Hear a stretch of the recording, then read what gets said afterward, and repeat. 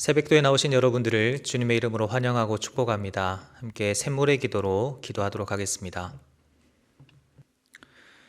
마음 모아 샘물의 기도를 하나님께 드립니다. 먼저 우리의 믿음을 고백합니다. 하나님은 우리의 피난처시요 힘이시니 환난 중에 만날 큰 도움이시라. 아멘. 하나님 아버지, 주님은 우리의 구원과 도움이 되십니다. 매일의 삶을 넉넉히 감당하도록 도우시고 힘들고 어려운 일을 만날 때 주의 도우심을 힘입어 승리하게 하옵소서.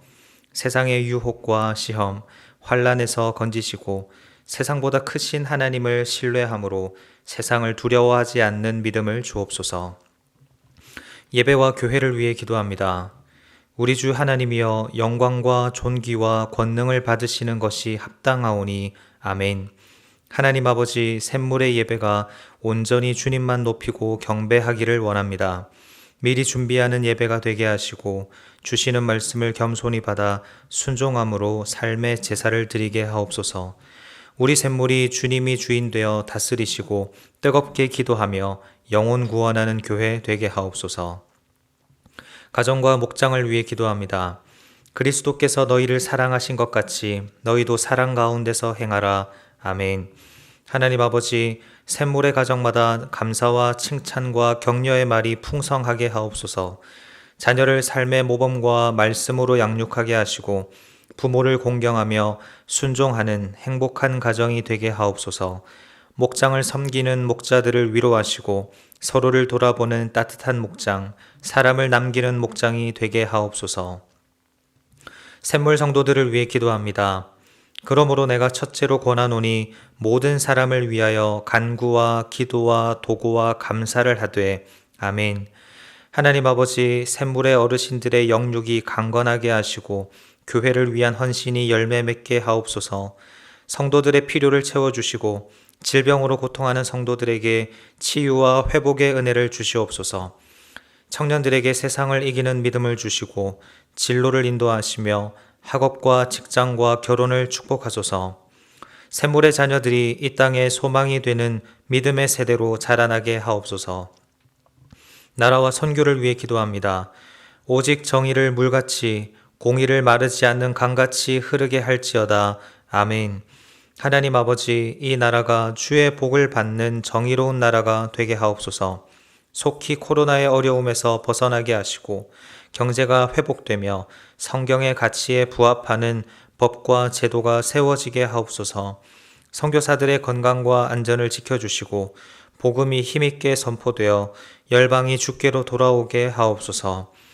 오늘도 샘물 성도들과 동행하여 주셔서 복된 하루가 되게 하옵소서. 예수님의 이름으로 기도드립니다. 아멘. 오늘 우리에게 주신 하나님의 말씀은 사무엘상 18장 6절에서 16절까지 말씀입니다. 교독에서 읽도록 하겠습니다.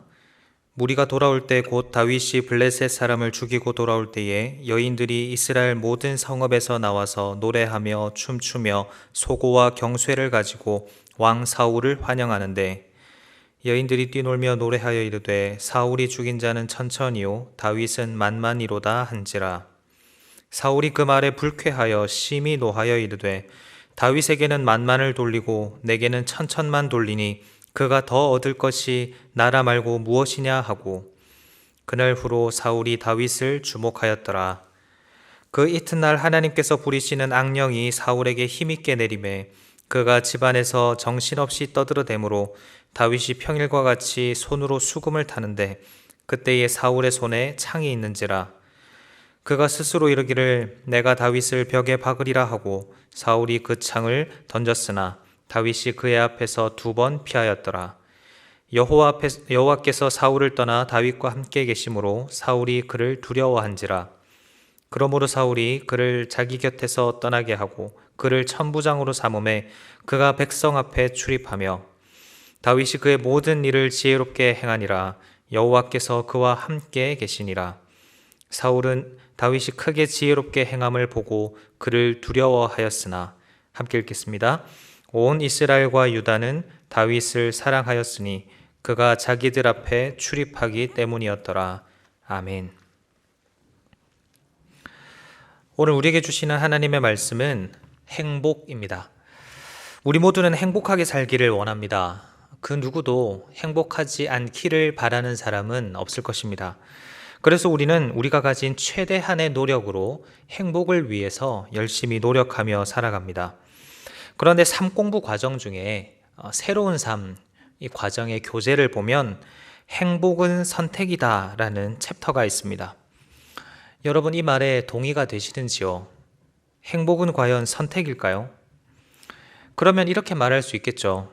그렇다면 행복하지 못할 이유가 무엇인가? 행복이 선택이라면 누구라도 행복을 선택할 텐데 왜 어떤 이는 행복하게 살아가는 반면 또 어떤 이는 여전히 고통과 불안 속에서 살아가는가? 이렇게 질문할 수도 있을 것입니다. 물론 맞는 말입니다. 세상에 어느 누가 불행을 선택하고 싶겠습니까?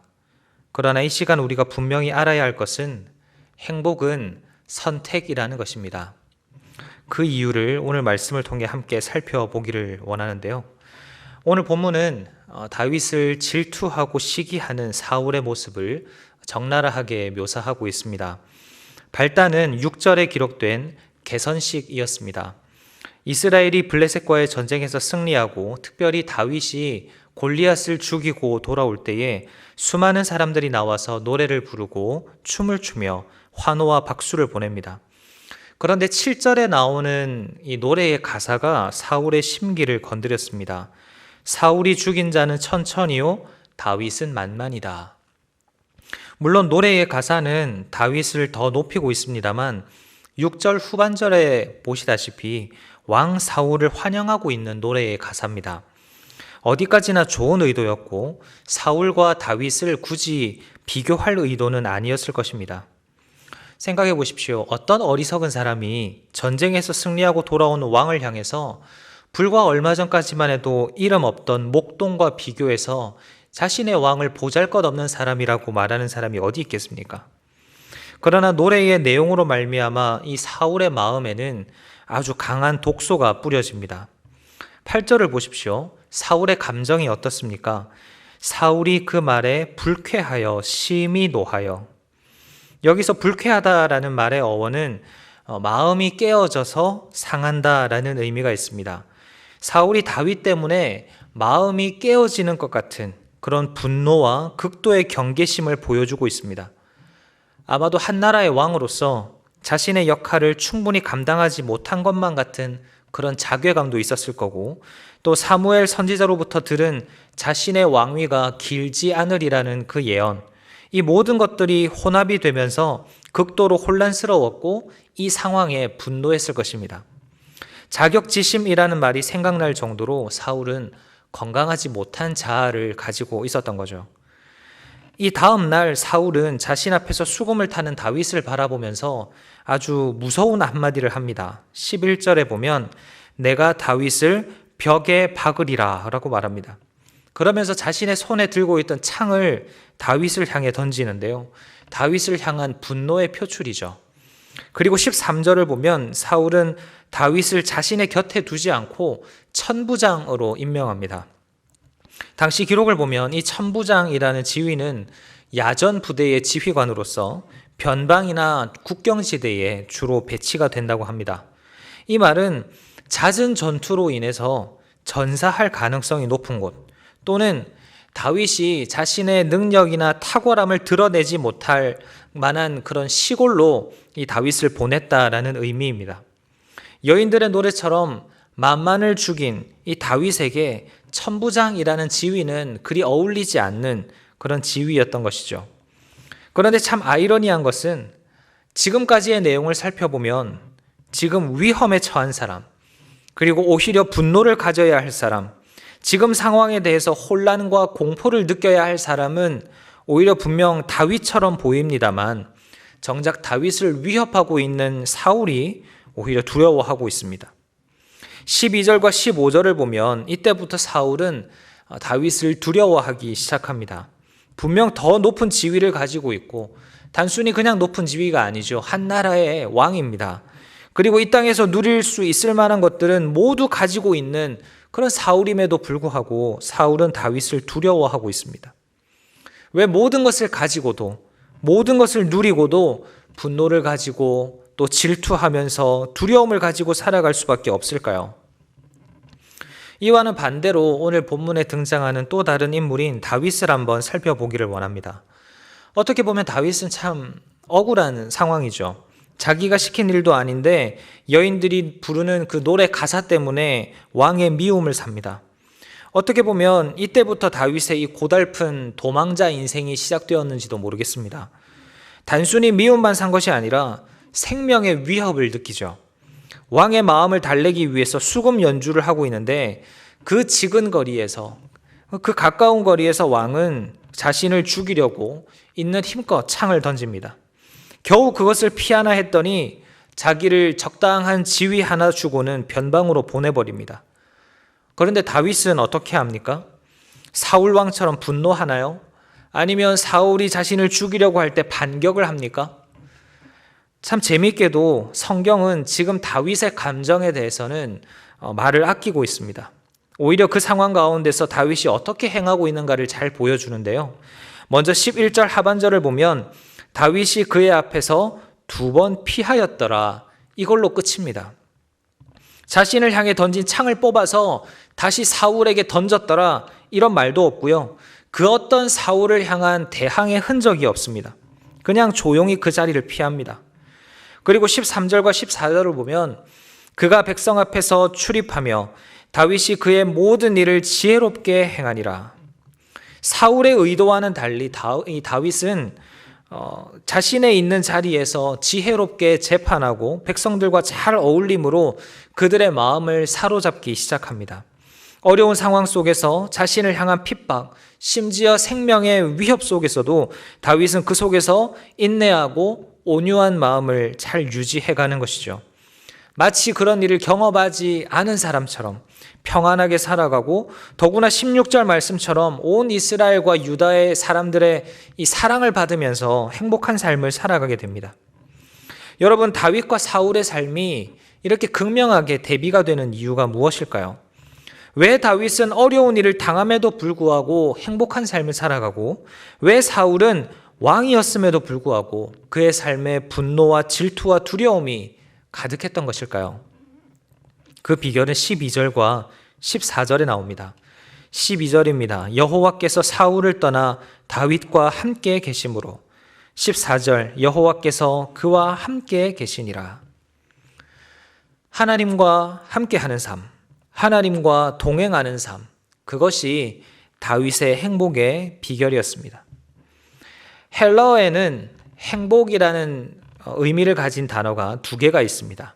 하나는 유다이모니아라는 단어고요. 또 다른 하나는 마카리오스라는 단어입니다. 이 유다이모니아라는 단어는 우리가 잘 아는 아리스토텔레스가 사용한 단어인데요. 인간이 스스로 자기 존재 목적대로 살아갈 때에 느끼는 내적인 행복감을 가리키는 말입니다. 그런데 이 단어가요, 성경에 한 번도 쓰이지를 않았습니다. 왜냐하면 인간이 스스로 추구하는 행복에는 하나님이 설 자리가 없기 때문입니다. 오히려 성경은 마카리오스라는 단어를 사용하고 있는데요.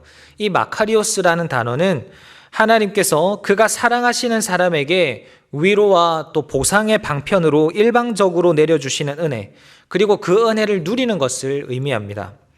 영어로는 bless라고 하는데요. 산상보훈에서 심령이 가난한 자는 복이 있나니, 이렇게 시작하는 팔복에 사용되는 단어가 이 마카리오스입니다. 이뿐만 아니라 신약 성경에 나오는 복이 있나니라는 대부분의 표현은 다 이 마카리오스, 하나님께서 주시는 은혜가 참된 행복이라고 강조하고 있습니다. 여러분, 그렇습니다. 하나님과의 동행, 하나님과 함께 하는 것이 우리 인간의 행복의 비결입니다. 우리가 잘 아는 요셉의 이야기에서도 확인할 수 있지 않습니까? 창세기 39장을 보면 하나님이 요셉과 함께 하심으로 그가 형통했다라고 기록합니다. 창세기 39장은 요셉이 보디발의 집에 종으로 팔려가고, 그리고 그 집에서 불미스러운 일을 경험하면서 억울한 누명을 쓰고 감옥에 가는 장면이 기록되어 있는 부분입니다. 그러나 그 상황 속에서 성경은 뭐라고 말하고 있습니까? 요셉은 형통하였다. 왜 그렇습니까? 하나님이 그와 함께 하셨기 때문에 그와 형통할 수 있었다라는 것입니다. 하나님과 함께하는 것이 우리에게는 최고의 복임을 믿습니다. 사랑하는 성도님 여러분, 말씀을 시작하면서 행복은 선택이다라는 말씀을 드렸습니다.